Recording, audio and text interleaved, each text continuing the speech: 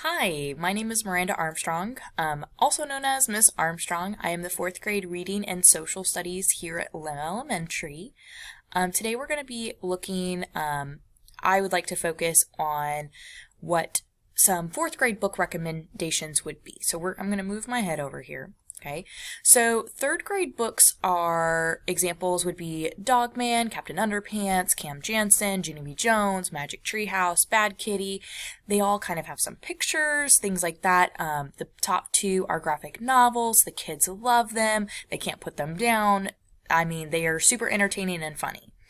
However, these are third grade books. Okay, now working our way in between third and fourth would be The Mouse and the Motorcycle. Beverly Cleary is a great book starting to get into fourth grade. Charlotte Webb, an excellent classic. Then we start to get into fourth grade books, students who are on level and who need to be reading fourth grade books. The One and Only Ivan, anything by Judy Blume, Tales of Fourth Grade Nothing. Ronald Dahl has some great books. Matilda, that's a classic. Little House on the Prairie, let's bring that back. It's such a good book. Harry Potter, my absolute favorite. That whole series is a great fourth grade book. And then Hugo is another great book. I definitely recommend getting some of these books to have an at-home library and things like that. If your student is a little bit higher achieving, Hank Zipser would be a great book. This was written by the Fonz, and so it's really funny. It's a student who has dyslexia, so if your student has dyslexia or has trouble reading, these would be great books for them to try, but it's also working towards fifth grade.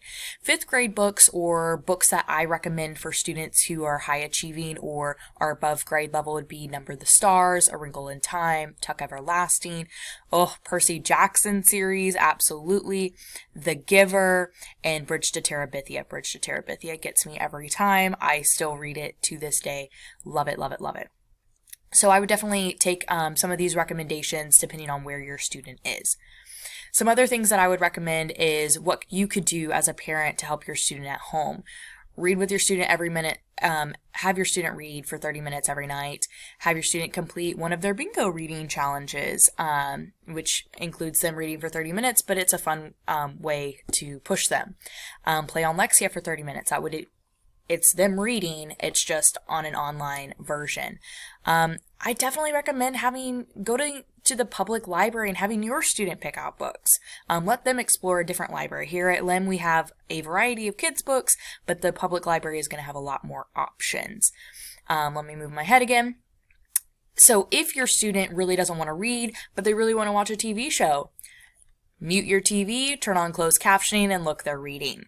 Okay, but they think they're watching TV, but they're really reading. It's going to be hard for them at first to follow along, but then all of a sudden they're going to not even notice that they're reading anymore. Some fun things to do that aren't sitting and reading. Cook with your student. Have them read the recipe to you. If you're going somewhere new, put it in your GPS, but maybe have them read the directions to you. Have them start using those new vocabulary words. All of that would be great. The goal is to create a love of reading for your student.